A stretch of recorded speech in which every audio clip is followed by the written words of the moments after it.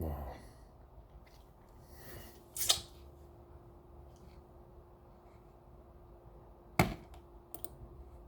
What a trip, what a trip. So, MDMA therapy. Um, I I did the MDMA therapy Sunday starting around noon. Today is Tuesday morning, and I want to record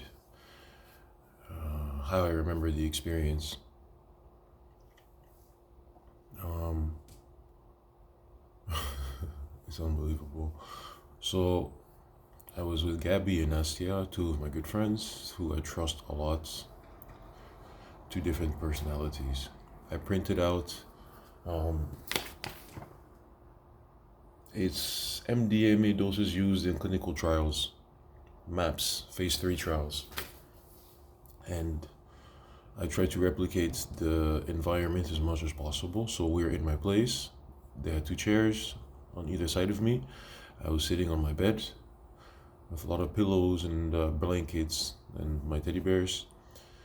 And I took the MDMA and just let it dissolve in water and then drank the water slowly over about a half an hour. Um, the only expectation was I've been doing therapy for so long and read so many books and talked about my past and all these things, but there's something that was blocked and I don't know what it is. And this was suggested to me by a friend who's also a therapist.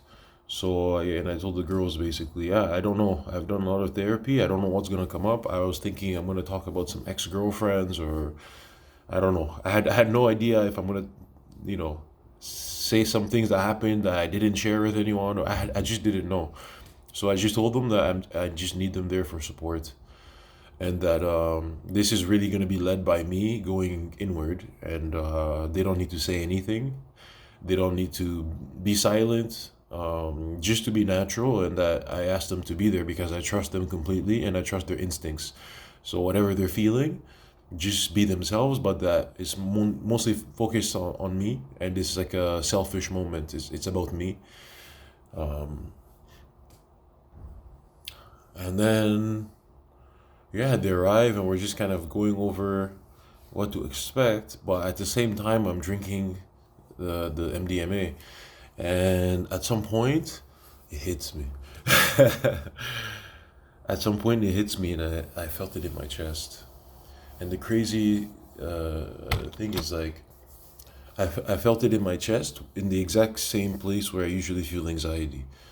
So my first thought was maybe, okay, I'm feeling a bit anxious, thinking that I don't know what's coming next. But the interesting thing was, even though I anticipated that feeling to be what I call anxious, uh, the physical feeling was the same, but my mind didn't categorize it as anxiety for some reason. And then that feeling, that I was prepared to call it anxiety, started to disperse. It felt like a mist, or like when you watch a sci-fi movie and things are dissolving into particles. So from my chest, it started to dissolve the part like like a mist or particles. It started dissolving. It went this way.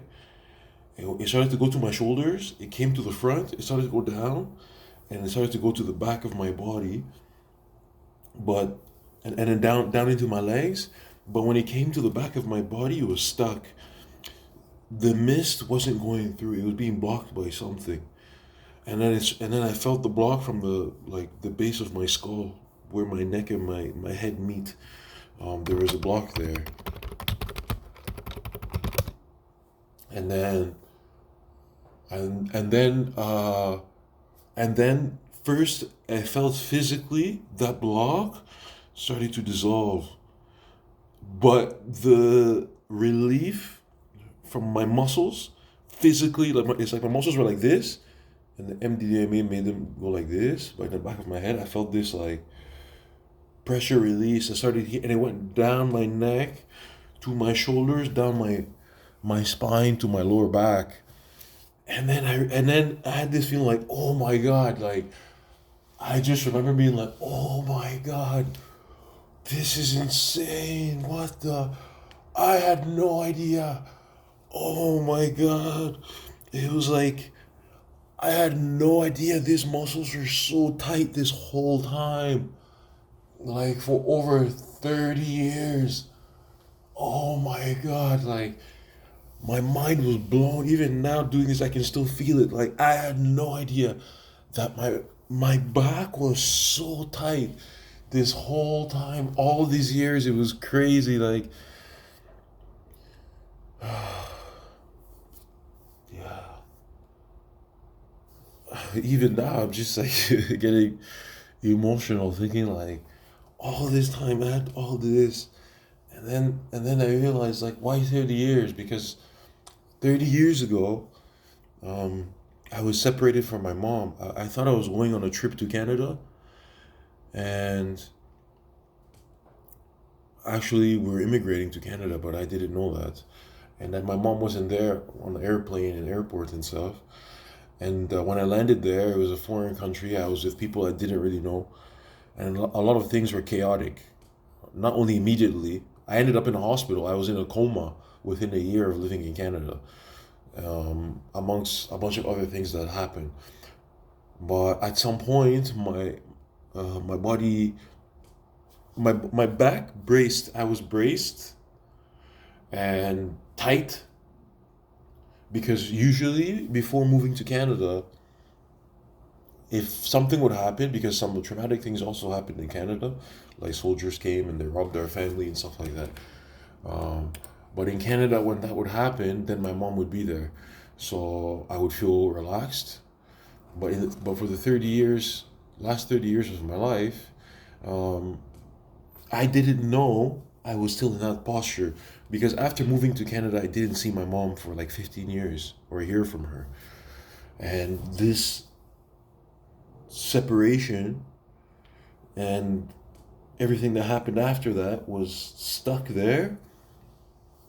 But why was it stuck there? Because after the initial stuck, life kept happening.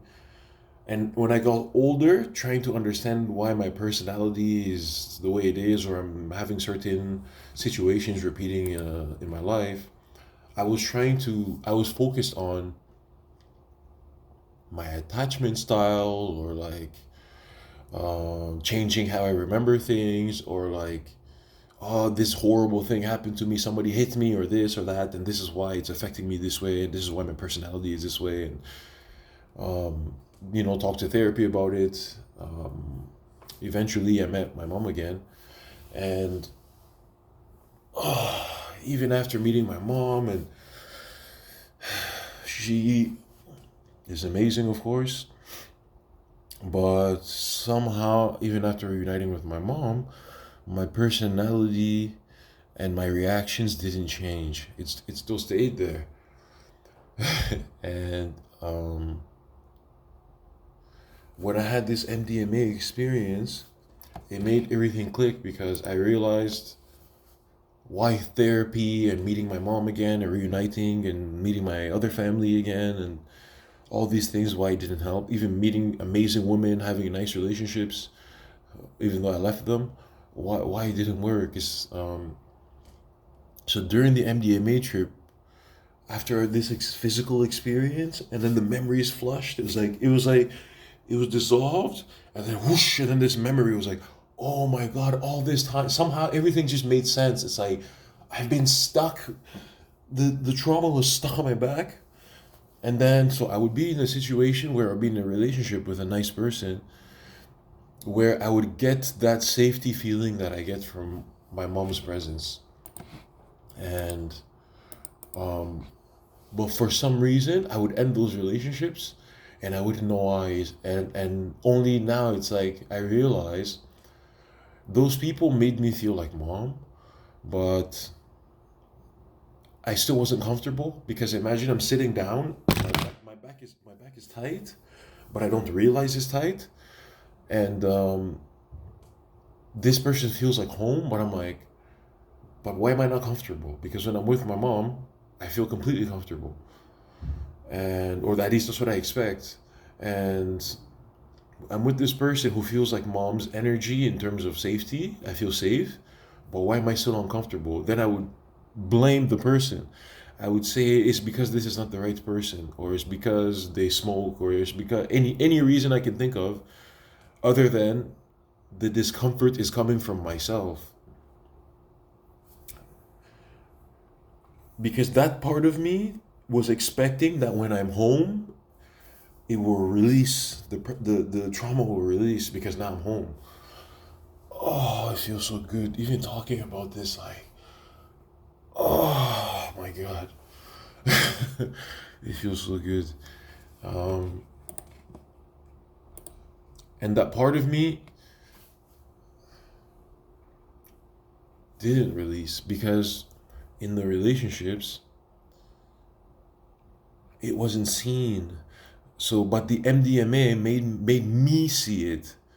So even when I reunited with mom, I even tried to ask her what happened, why she wasn't there, but I could see it's very painful for her, and she's somehow almost stuck in somewhere on her own, and she was never able to explain it to me.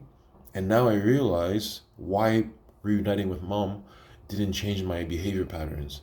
She was unable to see it. But even I didn't know that that's what I was waiting for. Only with the MDMA, I saw it. And the funny thing is, because I'm into therapy, I even study therapy. I'm finishing my bachelor's in therapy. I've been to many therapy group sessions, stuff like this. I was trying to do positive affirmations, positive self talk, remembering good things about myself, having good friends around me, having focusing on my good loving family, focusing on my son. None of it helped. None of it changed this tension. The only thing that changed the tension was not anything I said to myself. The MDMA made me finally feel there's a block here.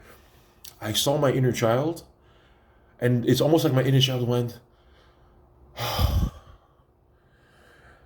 can relax. It's like I was my mom to my inner child. I mothered myself, not by anything I did or said. Simply the MDMA made me acknowledge that I'm terrified and I'm waiting for my mom. But that fear, it wasn't my mom. I was my mom. I didn't know that. For me, this was the solution. And basically, my inner child in that moment disappeared, which I don't know if anybody else experiences it the same way. My inner child disappeared the moment I realized the trauma is stuck on my back. But it's not my back, it's his back. And not only did the MDMA make the trauma start disappearing from my back, at the same time, it's almost like it was disappearing, but my inner child was also disappearing in the mist. So right now, I have no idea where he is. I don't know if the mist dissolved into me and I am the inner child, which I'm an adult, or it went somewhere I can't find him because he's sleeping or he's in heaven or he's somewhere in a deep rest and I just can't detect where he is. I'm not sure, but he's gone. I can't contact my inner child anymore. Like he doesn't. It's almost like he doesn't need to be contacted anymore because he grew into me or he disappeared or I don't know what. But I don't. Nobody's calling my name because he was just looking for someone to see that this is happening. Because as soon as my mom would see that something's wrong, she's there, I would relax.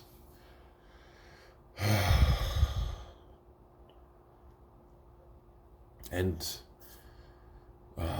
I saw it. So now there's this sense of like I'm not calling for someone to see me.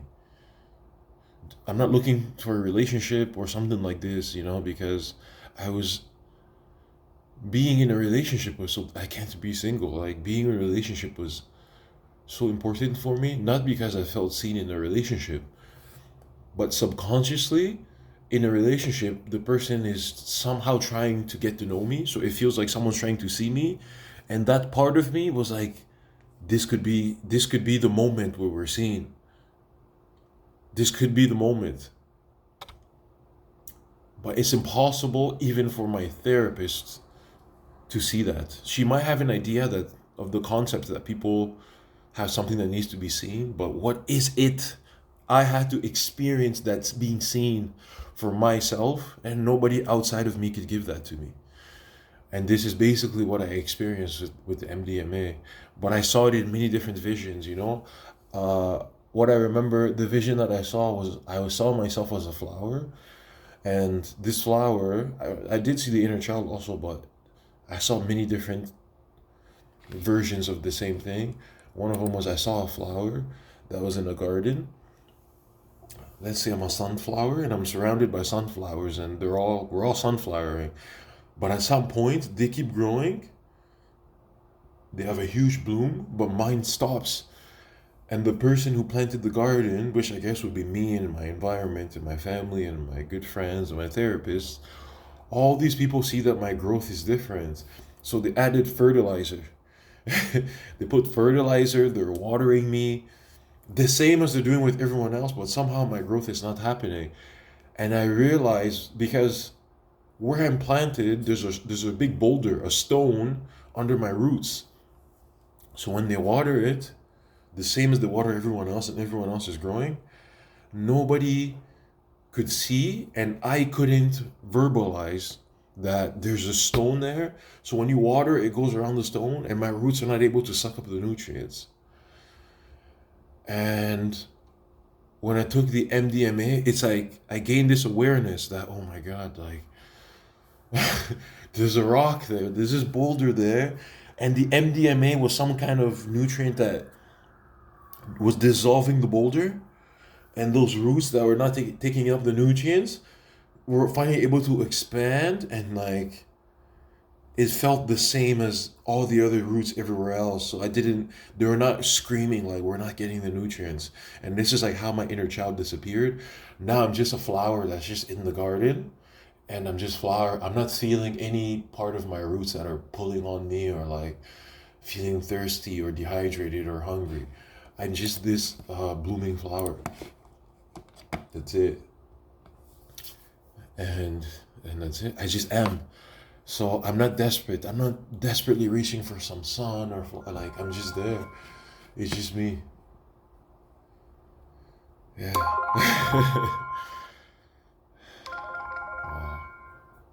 I was setting up for work while I was recording this. Yeah. This is my MDMA experience.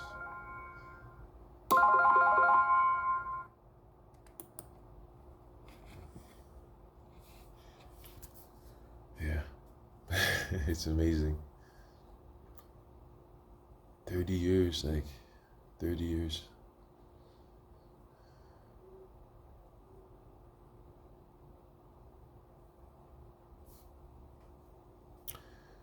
And now I understand why for some people therapy doesn't work. Even when it works, it's like I understand now why even when a therapist knows what's wrong with you, they cannot tell you. They can't tell you this is what's wrong. You have to experience like this flower that there's this boulder there. You have to experience it or you don't believe it. Even if somebody tells you, you're like, no, like all the other flowers are growing, like we're in the same garden.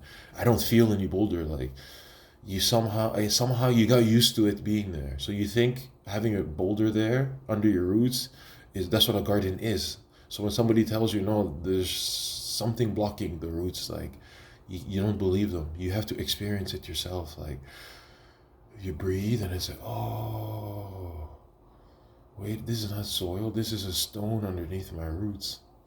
But you have to experience it yourself.